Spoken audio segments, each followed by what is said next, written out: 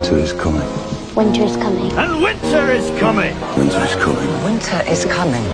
Winter arc, ये 3 शब्द या तो आपकी पूरी जिंदगी बदल देगी या फिर आपको उसी जगह छोड़ जाएगी जहां आप आज खड़े हैं। 2025 में सिर्फ 3 महीने बचे हैं और अगर आप इन 3 महीनों को सही तरीके से इस्तेमाल कर लेते हैं तो जनवरी में आप एक बिल्कुल नया इंसान बनकर खड़े होंगे। लेकिन अगर आपने इस बार भी बहाने बनाए, अगर इस बार भी आपने आलस दिखाया तो फिर तैयार हो जाओ और 1 साल बर्बाद करने के लिए। पहले 8 घंटे रजाई में बिताते थे, इस बार 12 घंटे बिताओगे। दोस्तों, मैं आपको एक बात साफ साफ बता दूं, ये आपका आखिरी मौका है। 2025 का सिर्फ आखिरी क्वार्टर और असली बाजी हमेशा आखिरी मौके पर ही खेली जाती है। दिमाग से निकाल दो कि मैंने पूरा साल बर्बाद कर दिया। अभी भी वक्त है, लेकिन अब आपको वो सब कुछ करना होगा जो आपने कभी नहीं किया। आपको अपनी कंफर्ट जोन से बाहर निकलना होगा। अब सवाल ये आता है कि विंटर आर्क इतना पावरफुल क्यों है? इसके पीछे साइंस है दोस्तों।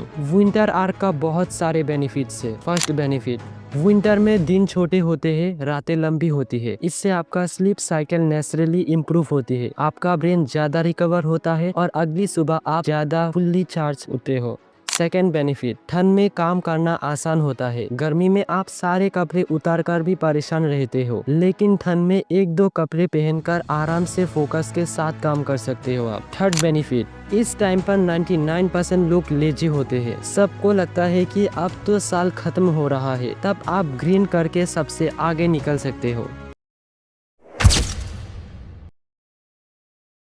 अब हम आते हैं कि आखिर हमें इस विंटर आर्क में क्या क्या करना है।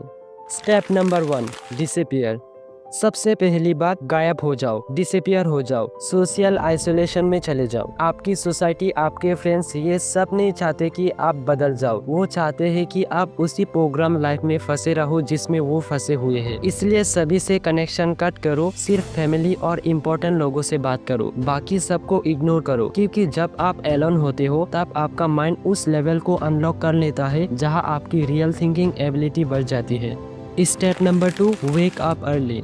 हर रोज सूरज निकलने से पहले उठना है। मैं 5 बजे उठा हूँ। इतनी ठंड में बिस्तर से उठना अपने आप में एक बड़ा टास्क है। जब आप ये कर लेते हो तो अंदर से एक अलग लेवल की मोटिवेशन आती है। Step number 3, running.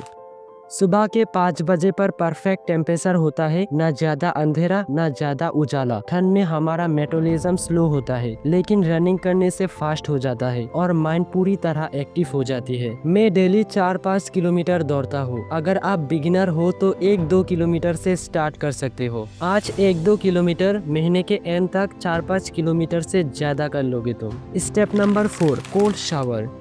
रनिंग के बाद 5 मिनट वेट करो और नहा लो। कोल्ड शावर की जरूरत नहीं। विंटर में नॉर्मल पानी भी ठंडा होता है, इससे आप दोबारा स्लीप मोड में नहीं जाओगे। Step number 5, meditation.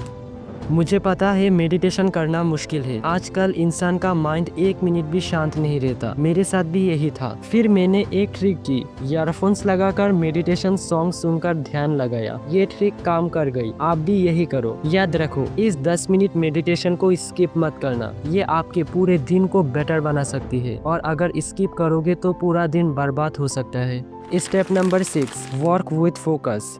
मेडिटेशन के बाद आप ब्रेकफास्ट करो और सीधा काम पर लग जाओ। अगर आपको सेल्फ इम्प्रूवमेंट बुक्स पढ़ना है तो वो भी कर सकते हो। 4-5 घंटे प्योर फोकस के साथ काम करो। जब थक जाओ या काम कंप्लीट हो जाए तो लंच करो, लेकिन पेट भरकर मत खाना। इससे आलस आ सकता है क्योंकि बॉडी की सारी एनर्जी खाना बचाने में ही लग जाती है। Step number 7, evening exercise. शाम को कम से कम 30 मिनट एक्सरसाइज करो। अब आप कहोगे कि सुबह भी तो रनिंग की। देखो, अगर सुबह रनिंग और एक्सरसाइज दोनों करोगे तो बॉडी की एनर्जी खत्म हो जाएगी और काम करने का मन नहीं करेगा। इसलिए मैं इन दोनों को दिन के 2 पार्ट्स में डिवाइड करता हूँ। आप चाहो तो उल्टा भी कर सकते हो। ये मेरा रूटीन है, आप अपना बना सकते हो। Step number 8, perfect ending.